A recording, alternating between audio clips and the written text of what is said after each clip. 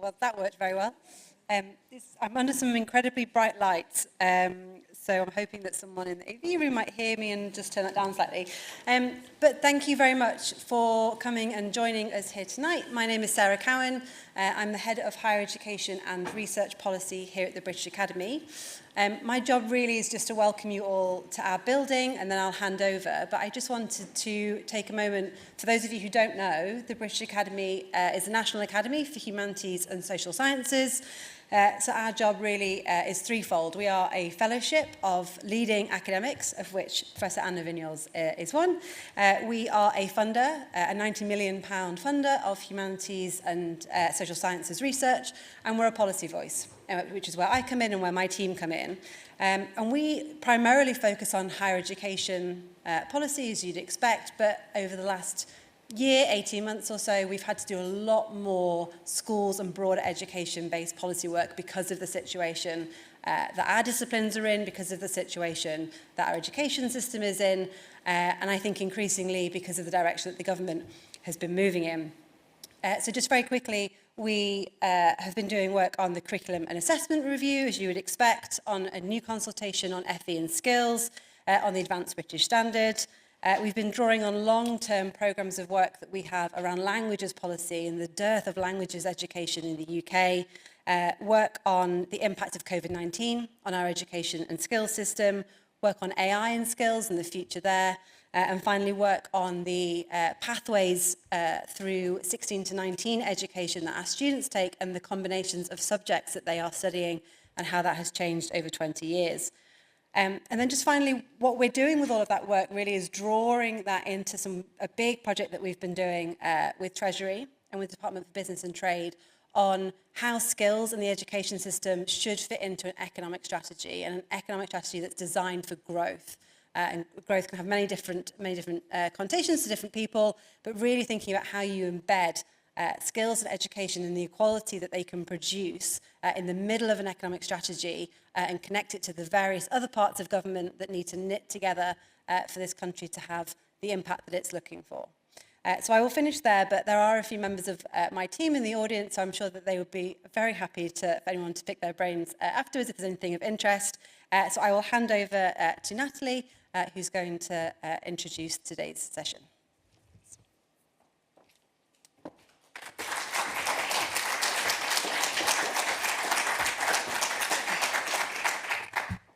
For those of you who have known me for many years, I do have a campaign for lower lecterns that's live. Good evening, everyone, and a very warm welcome to all of you to the Education Policies 2025 Annual Lecture. I'm Natalie Pereira, the Chief Executive of EPI. And this is our first in-person lecture since the start of the pandemic. My team, who are ever geeky, said this should be our triannual lecture because we've had so few so far. But we are very grateful to Sarah and colleagues at the British Academy for very kindly hosting us this evening.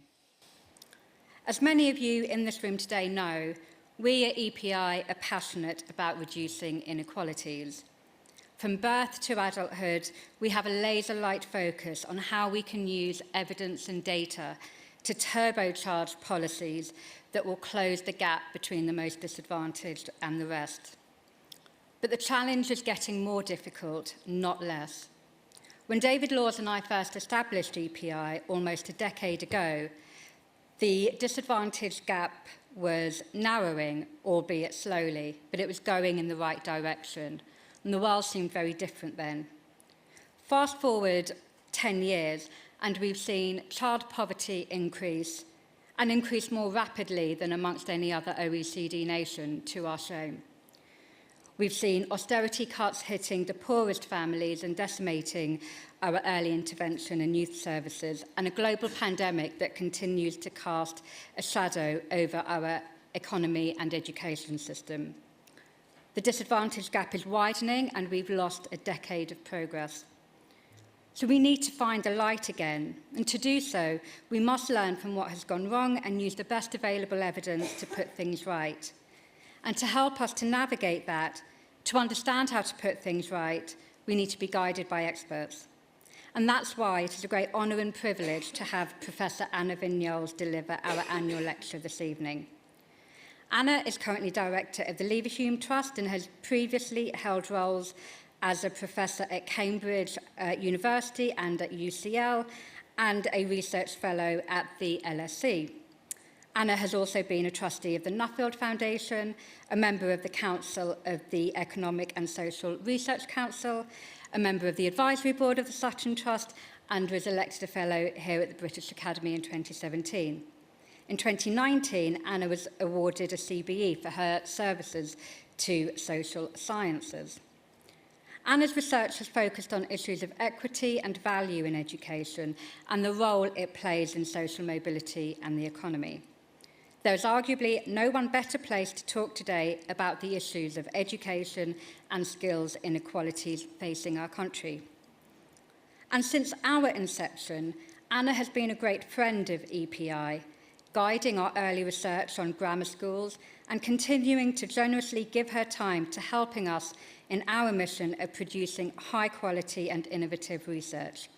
So ladies and gentlemen, it is a great personal privilege to be able to introduce to you Professor Anna Vignoles.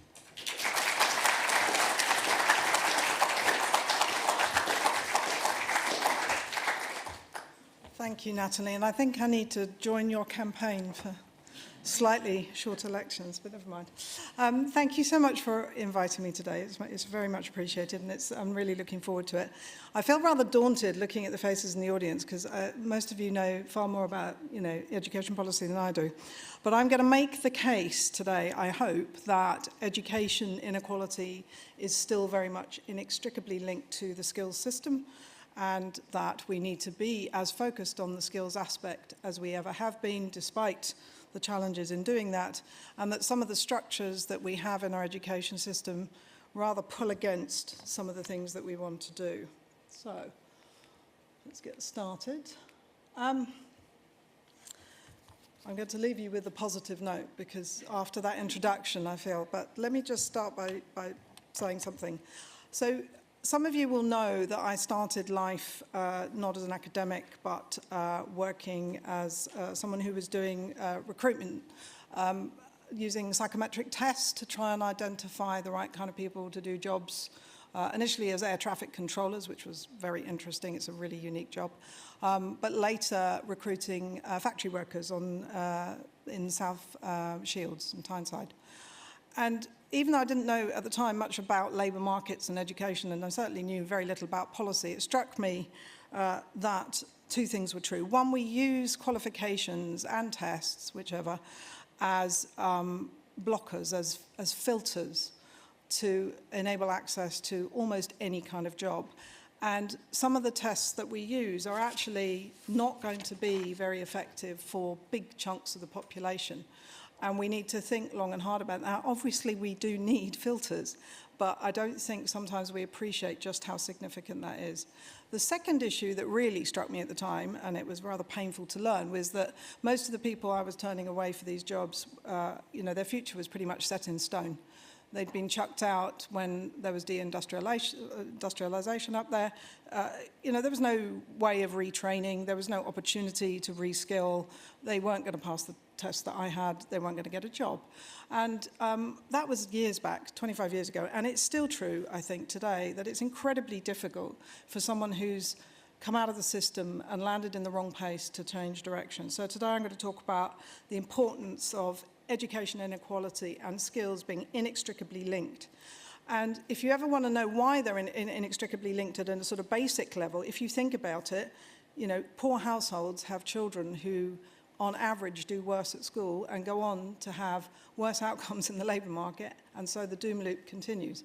So even if we do nothing else, we do actually have to break that cycle. But it's deeper than that, because what I think we're also saying is that those at the bottom need to have a pathway to see their way out of this. Otherwise, we're in trouble. Now, above average system. on most measures, we're actually above average, right? I mean, you'll know this, or at least above OECD average. In fact, by some measures, you could say our education system is good. In terms of qualifications acquired, we're certainly above average. In terms of skill levels, when you measure people at age 15, we're above average. Even now, when you measure people in adulthood using the PIAC survey, which was 2023, we're above average. So what's the problem? Well, because we also have some inequalities that are hidden by those averages. And more importantly, I think, what we definitely have in our system is the situation that for those who do not do well on any of the measures and the metrics that I've been talking about, they do really very, very poorly in the labour market. And so our outcomes are that much worse as a result of some of these challenges. So if you want to unpick that a bit and say, okay, well, we've got an above average system, but there's still some problems. What are the problems? We're mid-table in terms of investment in education, so maybe that's not as good as our outcomes. Remember that anything we spend now, we're going to be measuring the consequences of that in 20 years' time when these kids or young people leave the system. So we need to be really mindful that investment has fallen. We're only at 4.4% of GDP at the moment. But even if you leave that issue on one side, we've got some significant ways and problems in the way that we spend the money. So first of all, we've got in the data a very clear upward trajectory in the qualifications people are getting. That's why we're above average when you look at qualifications. But we still have too big a proportion of people with very low skills, right? So we all know this. We've got about a third stuck below GCSE. And if you compare that to other competitor countries, whether it's Japan, Canada, they have nearer 1 in 10 people stuck at that level. So we have this low-skilled group with very poor skills, many of whom I was meeting up in South Tyneside. So that's the first problem. The second problem is that we've had this massive expansion in higher education and in the number of graduates. That's where most of the educational expansion has happened, and yet we still have 1 in 10 people with higher vocational qualifications, which was true roughly 20 years ago. That hasn't grown. So we are deficient, if you like, in the middle, and particularly vocational. So that's the second problem. The third issue is that the labour market is definitely showing signs of skill mismatch. By that I mean it's telling us that there's a shortage of some skills because we have particularly high wage premia attached to some skills. And then we have other places, other sectors, other qualifications where there's almost no wage premia from the qualification that the person has. So in other words, not everyone has the skills they need to thrive in the labour market, but also in some areas, even people with qualifications, high levels of qualification, are not finding an appropriately levelled job. So we've got this skills mismatch, and I'll talk more of that in a sec. And then finally, the big one, the number of qualifications taken by adults is down very dramatically, as many of you will know, down 70% since the 2000s. Training days that firms, the amount of training that firms are doing is down as well over the same period. So our firms are investing less in their people, and one of the perennial questions is how do we fix that? But it's even worse than that would suggest, because of course when firms are making investments in people, they're definitely investing in their more educated workers. And so any inequality that you see as people emerge from the education system then gets reinforced as they progress through the labour market because they're less likely to get training. Now, we've known most of these facts for a very long time, and yet we've had decades of policy trying to address them. And I think one of the challenges we have at the moment is to figure out what we're doing wrong and where policy might go, and I'll talk about that in a sec. And in terms of getting more detail on what this really looks like now, I would urge you to read the Deaton Inequalities Review. It was done by colleagues at the Institute for Fiscal Studies. It's a fantastic piece of work. It's also work particularly by Sarah Foxon and Sandra McNally on the qualification side of things. So what does it look like? This will be familiar to some of you, but I think it is worth kind of rehearsing what we're talking about in terms of inequality and some of the other points that I made. So what you're looking at here is the highest qualification that people acquire by the age of 26. And the left-hand bar, as you will have surmised, is people from the poorest fifth of households. The right-hand bar is from the richest fifth of households. And if you just take the degree level one, which no doubt we're all drawn to, we can see that 17% of those from the poorest households get degrees versus nearly half from the richest. Well-known and well-rehearsed facts. But what's less well-known is if you look at the red bar just below that, that's the proportion getting higher level vocation. Tiny and hasn't changed over time. And that's an issue. There are jobs out there for the taking where they would need those skills, and yet we're not able to get enough people into those buckets. And then, of course, the really, as EPI has done fantastic work on this over years, the really striking and horrible thing about this picture is if you come from a poor household, you are essentially more likely than not to end up with no qualifications of any significant standing, right? Nothing above GCSE or GCSE above. I mean, that's a pretty depressing place to be, and it's holding people back, obviously, massively. But there's another aspect to this, which I think we talk about quite glibly, but I don't think we've really focused enough on what that inequality looks like. So it's not just inequality between different people, it's inequality between different places. And unlike most countries, UK regional inequality has both increased, and by inequality I mean economic and educational, it's increased since the 1980s, and we are one of the most regionally unequal industrialized countries. And that, I mean, I won't say it's crept up on us because obviously lots of people have been pointing this out over the years, but it is really quite striking. And the picture you're looking at there is in terms of skills. So blue areas have high levels of skill, red areas have low levels of skill. And you might think, well, it's not maybe as bad as I thought. There are bits of the southwest and Scotland that are looking quite healthy. So one of the problems is that actually the reality of the labour market looks even worse than that because graduates are more mobile. And so you're having this distillation process where graduates are moving to areas where there are clusters of firms that demand high skills, pay high wages, and are more productive. And you're getting these inequalities increasing.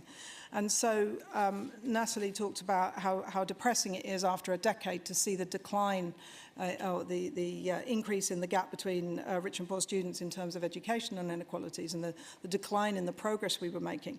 But also, when you think about regional inequalities, we've got some serious issues around political and social cohesion when you start to see these layered on areas in that way.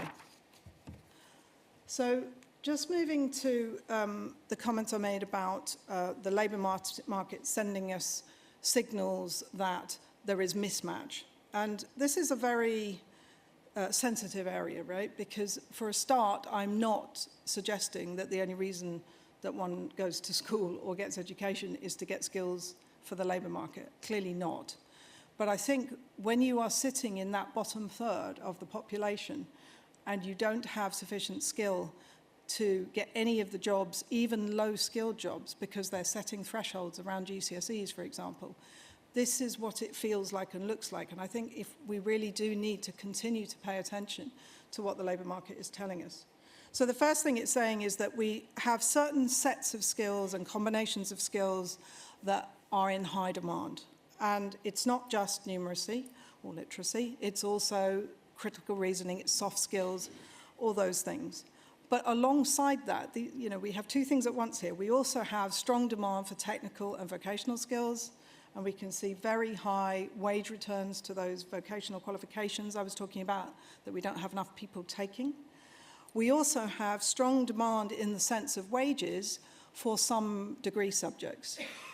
Now, there's no evidence that we have too many graduates, so we can perhaps put that on one side. But there is evidence that the wage prospects and the kinds of jobs being done by different graduates is very different across degree subject.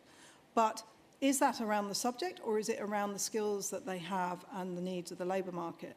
And we need to think about those things simultaneously. It's not simply about what they're studying, it's the skills they're acquiring while they're studying. And the other thing we have, which is why this is so important to the growth agenda and industrial strategy, is that we're seeing very high wage premia for some skills and qualifications in some sectors, in some places. So we have two challenges here. We have areas where you've got large numbers of children from poor backgrounds not getting the skills they need to even do basic entry-level jobs. We have a rising number of NEETs, not in education, employment and training, but also if you're pursuing a high growth strategy where you're trying to encourage certain vibrant sectors, we've also got to worry about the fact that there's a shortage of skills in some of those areas. Okay, so what might we do? What I think we need to avoid is the idea that we can look down some wonderful tables, look at the wage premia associated with particular qualifications or particular skills or particular degree subjects, and confidently march into the future thinking that we know what the labour market is going to want and that we know that these are the skills that people should be getting, and our main job is to encourage more people to take those routes. I don't think that's right at all. First of all, we need to reflect on what the labour market will look like in the future. That's a bit like crystal ball gazing, I know, but there's some really interesting work. There's a set of papers done by the National Foundation for Education Research, funded by Nuffield, trying to look at the types of jobs that we expect to be around over the next 20 years and grow in number.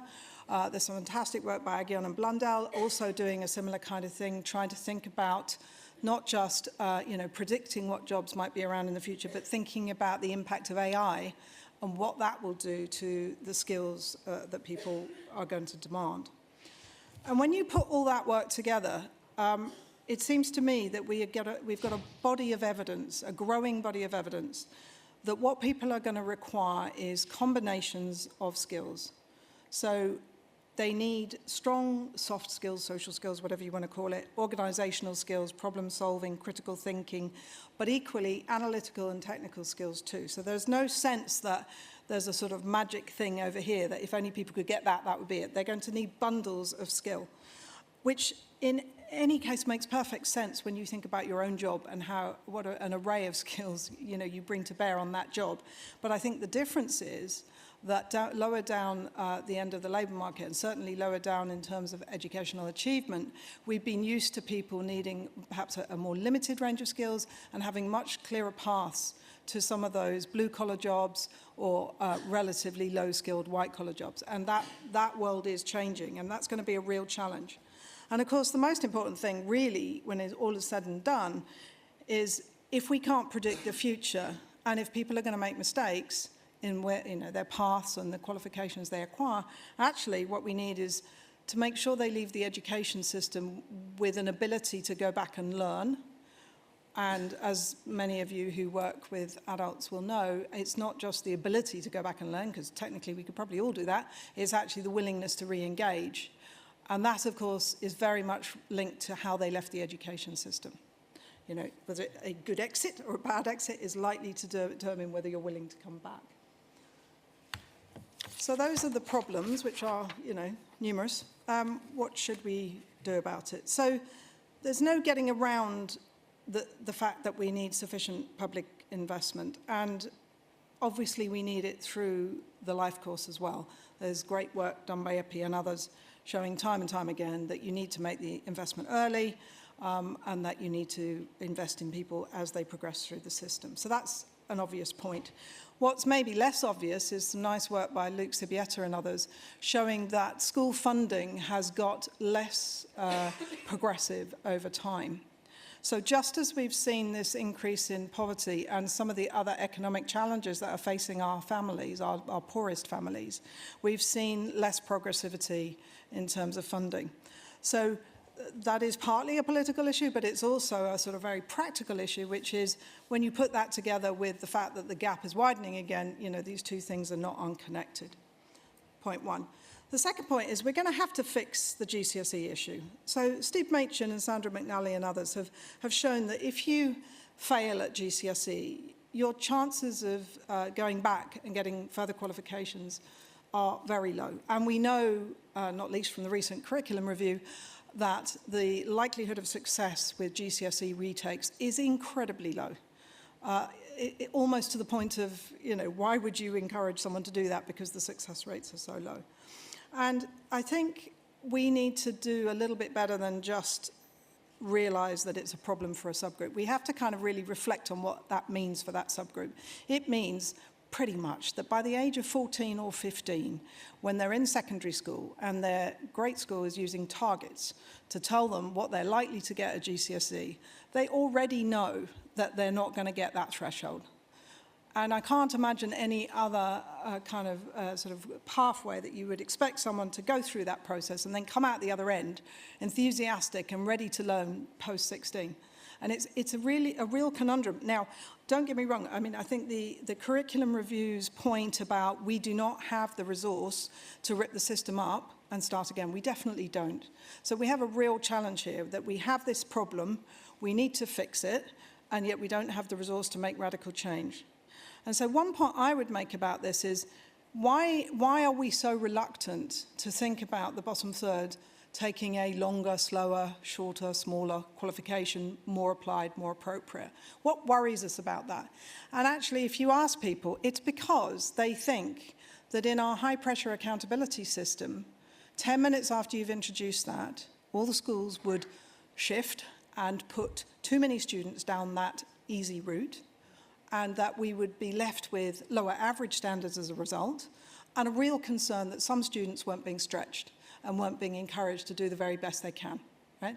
This is a tension. I don't have all the answers, but what we do need to recognize is that our accountability system lurking in the back there is driving a lot of that concern, and it certainly drives the behaviors of schools. So actually, the sophistication of our accountability system is kind of pivotal there in terms of whether we're going to solve that problem by introducing something that might be more engaging, more applied, more realistic, but at the same time not throwing the baby out with the bathwater and saying, oh, well, we just, we don't need grades, we don't need exams, and we don't need Ofsted. Clearly not the answer. And then the final point on sort of practical getting the basics right, invest in FE. This really is depressing, at least for me. So for about 20 years, we could say this, right? We need to invest in it. It's poorly signposted. It's a complex system. It's had lower levels of funding. It's had bigger decreases in funding over the last decade. Technical education is not a cheap option. It's more expensive to deliver, and yet we've underfunded FE. But the big reason why we should be worrying about it in the context of what we're talking about today is, of course, who ends up in FE? It tends to be disproportionately those from poorer backgrounds. So, yeah, there's no solution other than getting that right. But spending money is great. We don't have a lot of it. We were discussing this, the colleague before this talk, and, assuming that there is no more money, then what we're going to have to do is do less and focus our attention on things that really matter.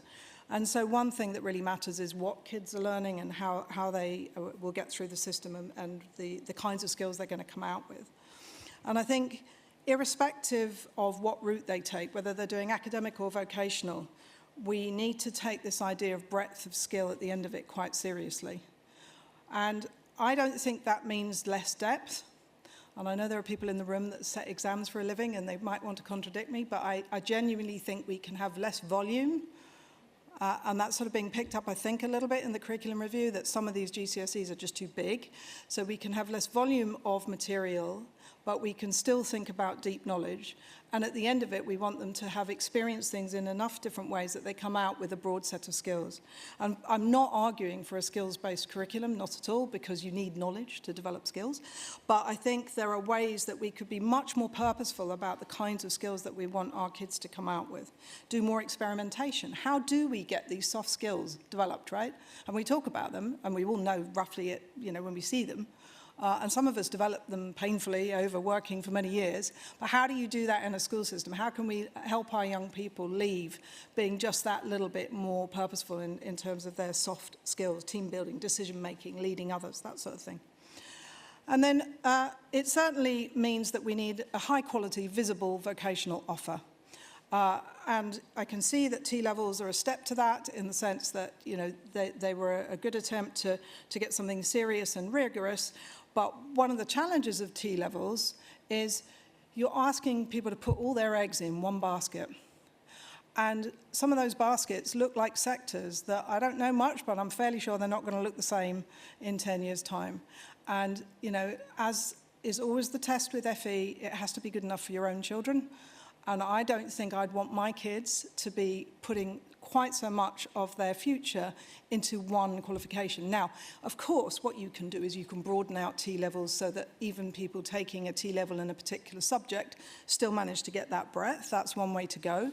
And I would say, given that we're failing miserably to get enough employers to engage with that T-level system, we're not able to offer them the placements that we might have envisaged originally. Well, maybe that is an opportunity to get breadth back into it. And, you know, one would argue that applied A-levels and BTEC combinations were also a way to get breadth, but that's really important. And then the final point, a bit more controversially, university curriculum. I mean, A-levels are very narrow, relatively speaking, in international terms. It's a very narrow upper secondary system, which goes on to a relatively narrow degree, a short and narrow, fantastic universities offering many amazing degrees, but nonetheless, they're quite specialised. And we can imagine a future perhaps where you've got a broader range of skills there.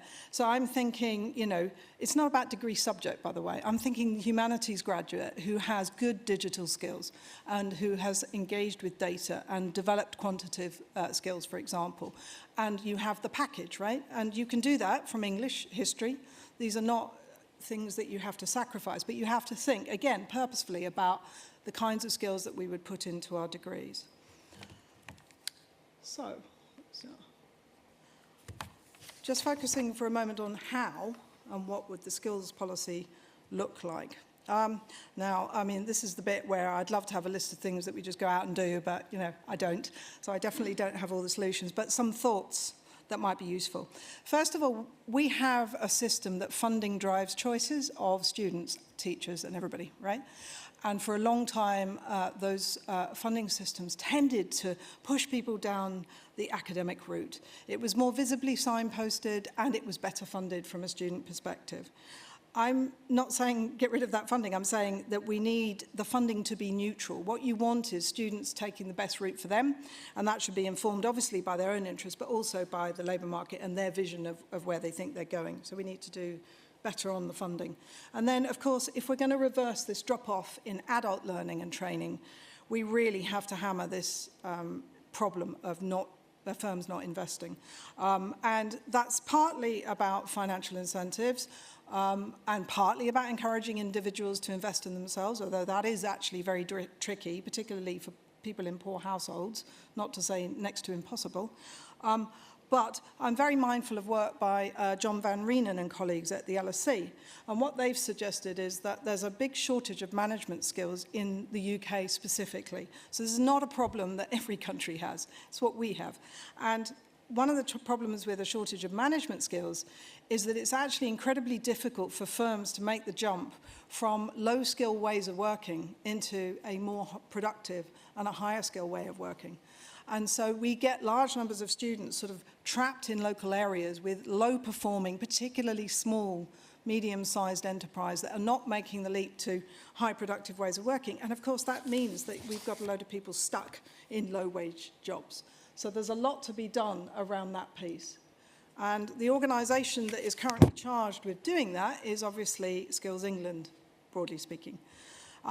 Skills England has lots of levers at its disposal potentially. So it could interact with further education, higher education, schools. It's definitely got the skills levy and the lifelong learning entitlement. So a lot of potential levers. But what's not clear, I think, is how those are going to be pulled and how they would be integrated.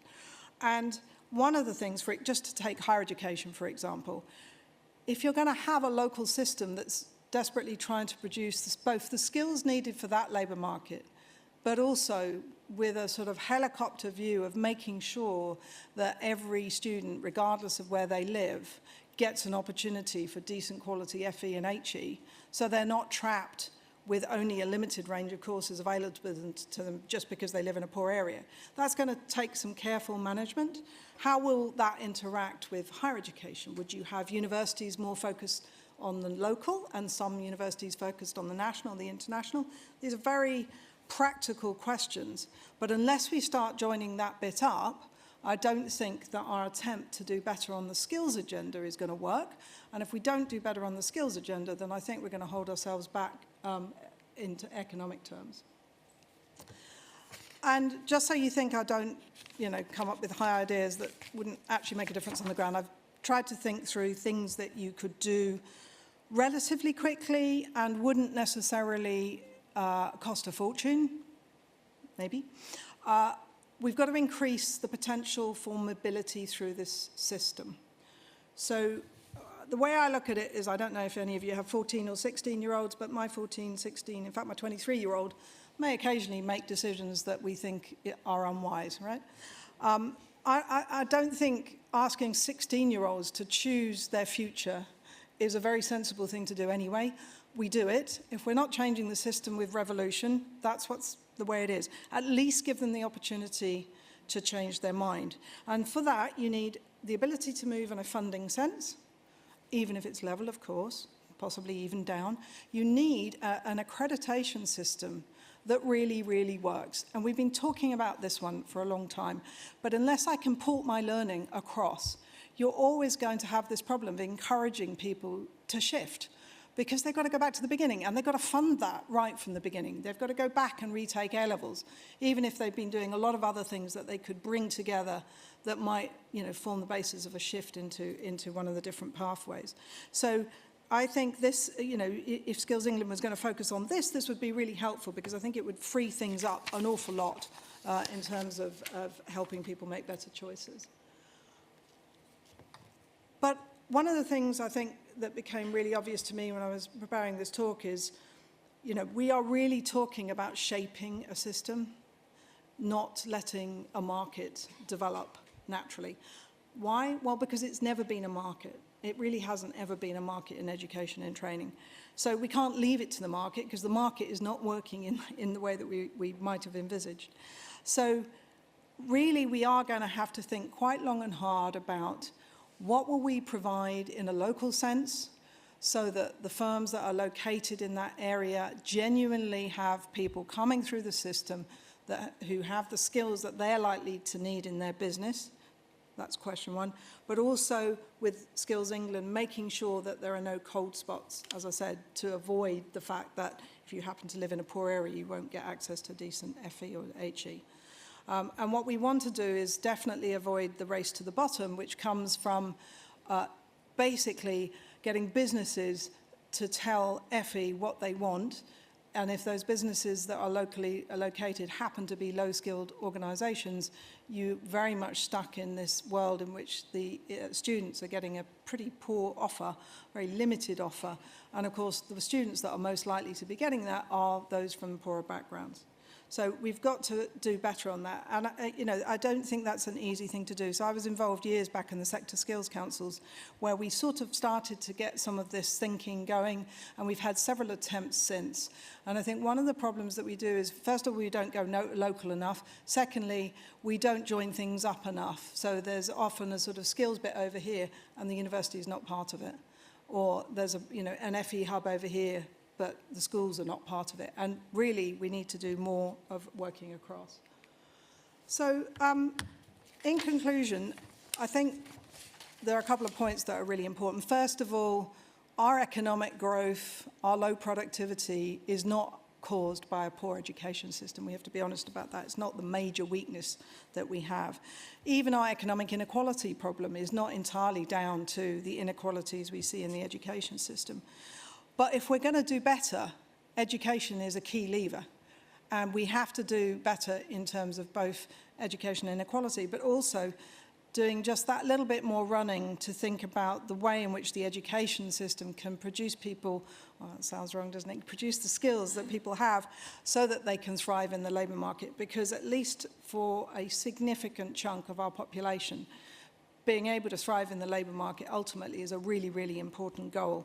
And education serves many, many purposes and will have many, many benefits, including lots of things around social cohesion. But at its heart, it also provides you with an opportunity to earn a living, and we really need to make sure that we're getting that right for more students. So I'll stop there.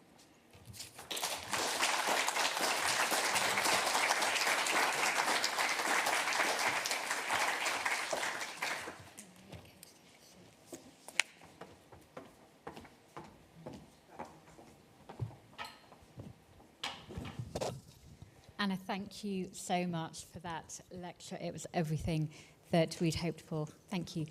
We've got some time for questions now, about 8 minutes or so. So if you can just wave your hand if you have a question, and one of my colleagues will be with you. Helen, we've got Tim at the front here to kick us off. And then we've got the other Tim. Any other Tims? Of course we have. Thanks very much, Natalie. And thanks very much indeed, Anna. Just a quick reflection, just thinking internationally a bit, actually. And not just harking to the past, but actually thinking about what's going on in some other nations at the moment. I think Austria has had a long tradition of using the college-based route as a major route. Everybody thinks that Austria must be like Germany. It isn't at all. And we've got Germany that actually did manage to get employers interested in initial skills formation and tie them in with a moral and a practical obligation. But in Germany, the college route is growing massively and really quickly in a very, very ad hoc way, because this commitment of employers is no longer coming forward. You didn't talk about that as an option, actually, really. The issue of the absence of employer responsibility for initial skill formation. You hinted at a bit at the end in terms of this notion of locality. The final thing to say, really, is I couldn't agree with you more about the neglect of FE, because in a sense that's just been a series of ad hoc decisions. That's a bit like Germany, but it's been like Germany for a very, very long time. We haven't really made our mind up about whether it's going to be a college-based route or we're going to try and get employers involved.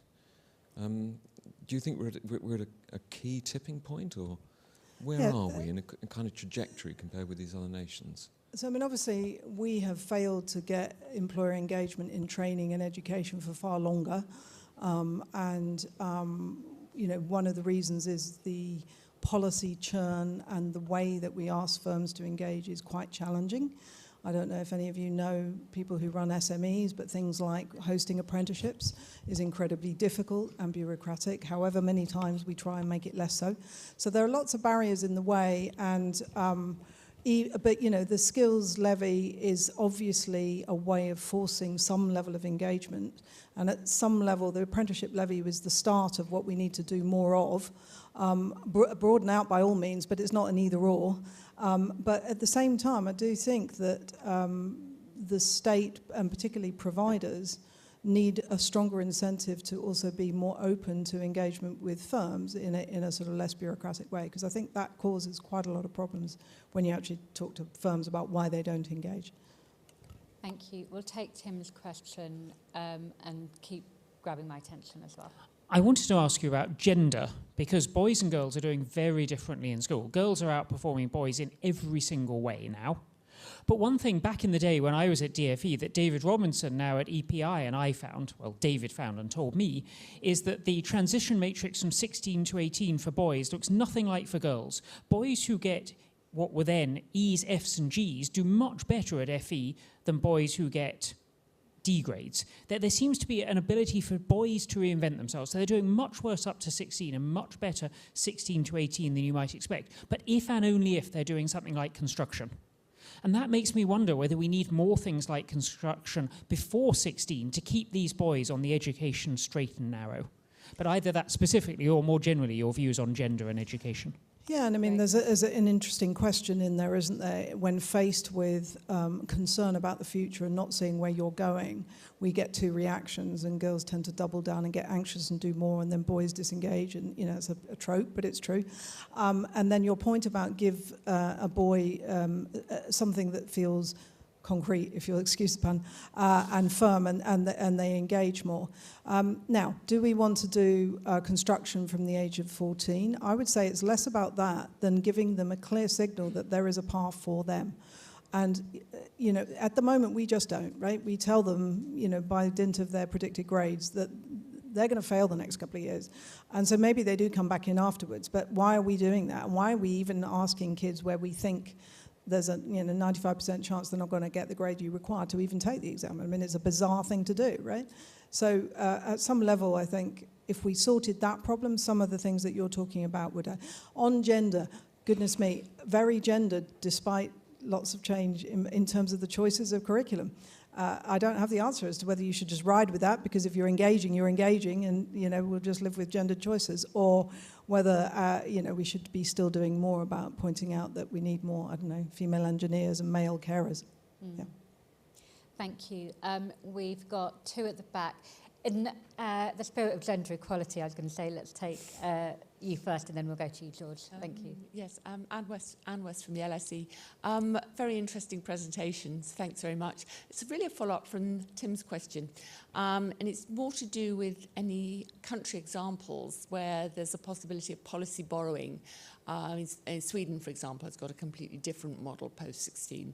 And I just wondered, in your own work, whether you've actually come up with any ways in which we might be able to borrow what's going on in other countries. Sorry, Mr. Loss, ways in which we might? We might be able to borrow, any policy borrowing that we could do, what we could learn from other countries.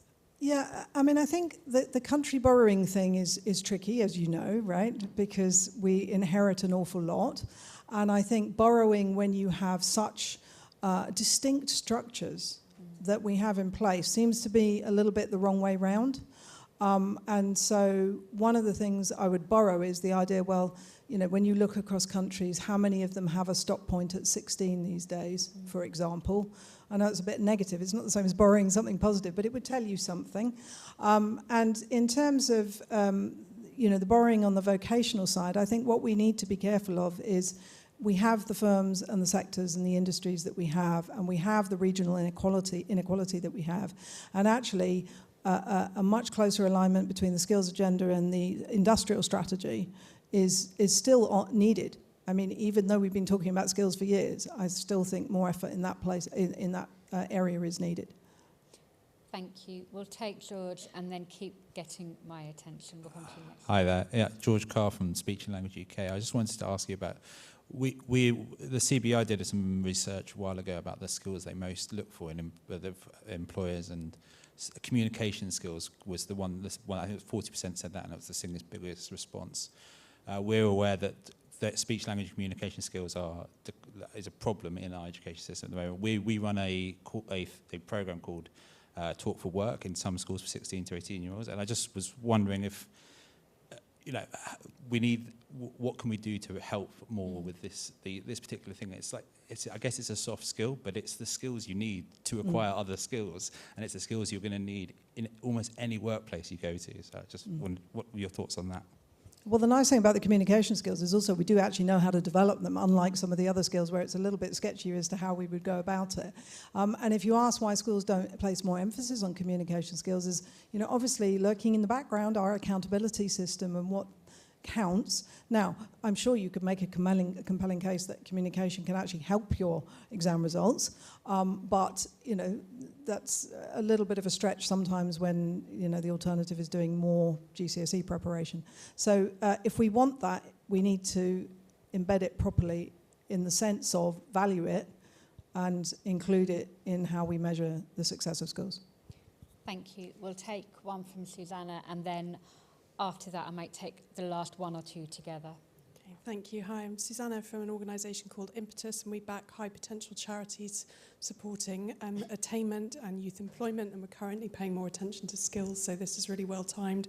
My question is that clearly the voluntary sector can't solve everything, but have you seen any examples in your work of effective state and third sector collaboration on these issues, or where you might see potential for more opportunities there?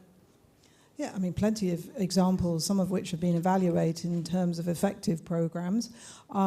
I think the bigger question is, if you have a young person in education, now possibly from the age of 3 or earlier to the age of 18, why at the end of it all are we still worrying about, you know, programs to get in some of those, you know, almost basic skills in that case?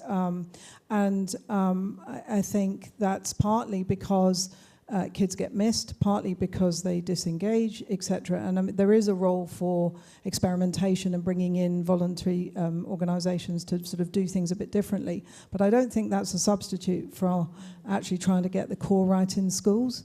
And I think there is a bit of a danger leaving soft skills in particular as though it's something that you do at the end outside the school system because you haven't got a job. And I think that's, you know, that's a remedial, which we might need anyway, but we should do better earlier.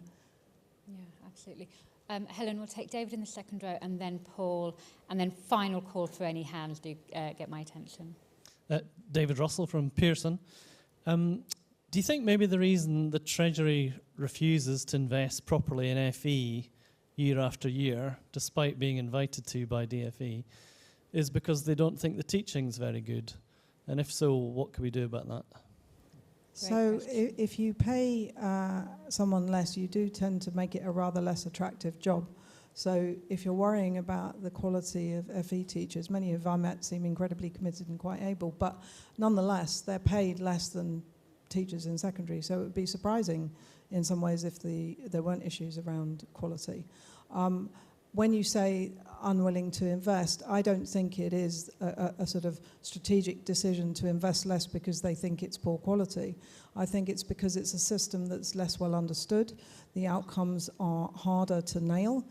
If only we could have a GCSE at the end of FE, maybe that would tell us, you know, oh, they're improving and we'd invest. But I actually think it's because struggling to understand what's going on in the FE sector and the outcomes from it is a real challenge. And it always has been a poor relation. And, you know, also, let's be honest, I mean, you know, the politics would suggest that resources go into other bits of the system where people who are more affluent send their children. Thank you. We'll take we'll take two final questions. We'll take Paul, and then we'll go to David. It's David. It's Matthew. No, it's not David. It's Matthew. And then, are you happy to take those both together? Yeah. Great. You mentioned broadening the curriculum in higher education. I mean, my impression, kids go to university, they study history or they study maths or what have you, and not many employers really care very much how good you are at history or maths. But you're supposed to kind of pick up a bunch of skills along the way that employers do value. Do you think universities could or should be more conscious about actually instilling some of those skills, as well as making sure kids end up being good at history and just hoping that they end up being employable as well? And if so, how? Should we take Matthew's one very quickly as well? Hi, Matthew Shanks from Education Southwest Trust of Schools. So I really think it's about measuring what we value, and I don't think we value vocational education. The question I always ask children when they come to me with a problem is, what's the first thing that you would change? So with everything that you've done, what's the first thing that you would change if you were in charge? And I'd like you to be. Oh, nothing like a hard question at the end. I'm going to stick with Paul's. Yeah. Okay, on Paul's, broad curriculum. Yes, absolutely. So maybe even breadth is not the right word for it. Universities and indeed university students absolutely need to be far more aware about the skills that they wish to acquire along the way and have acquired along the way. So it's partly about purposefully including things in the curriculum that develop those skills, but also, measuring it and, if you like, credentializing it. And, is it sensible to have degrees today without a big digital component, almost irrespective of what subject you study? I don't think that makes a lot of sense. And I think most probably university degrees include huge amounts of digital, but some of it's not very well signposted. Some of it students can avoid, which is not a good move. And there will be also degrees that's not happened. And, we need to do better in terms of really thinking about what a graduate should emerge with, regardless of what subject they've studied. And that's a very hard thing to do when the higher education sector is obviously up against it in financial terms. So just like the school sector, just like the FE sector, any change during a period of financial difficulty is incredibly difficult to bring about. What would I change? Nice. I would tackle the third failing their GCSEs. And I would not rip up the system. I wouldn't have a revolution. I would find an evolutionary way to give those kids a bit of a helping hand to see a future for themselves that does involve education and that leads them somewhere they want to go. And I think that's not beyond the wit of man, but it will require us to measure what we value. So changing some of our accountability metrics potentially, or just measuring it more smartly. And I think it's also reassuring parents of the ones going into HE, that we are not destroying A-level gold standards, we are not taking away qualifications that have a lot of standing and prestige about them, but we are actually really trying to help those who quite patently are not succeeding under that system. Thank you. And Anna, that's a really thoughtful point to end on. Thank you so much for your time. Thank you, everyone in the audience, for coming today and for your questions. I'm conscious I'm standing in the way between you and some wine that I'm told is through that door. Before I let you all go, a huge thank you again to colleagues here at the British Academy. All of the work that EPI does is we're only able to do it because of the funding and support we receive from our partners, many of whom are in the room today. So A, a huge thank you, and B, please keep supporting our work. We don't get any core funding, so a plea to please engage with us and keep supporting us. So thank you very much, Anna. We'll give you a final round of applause.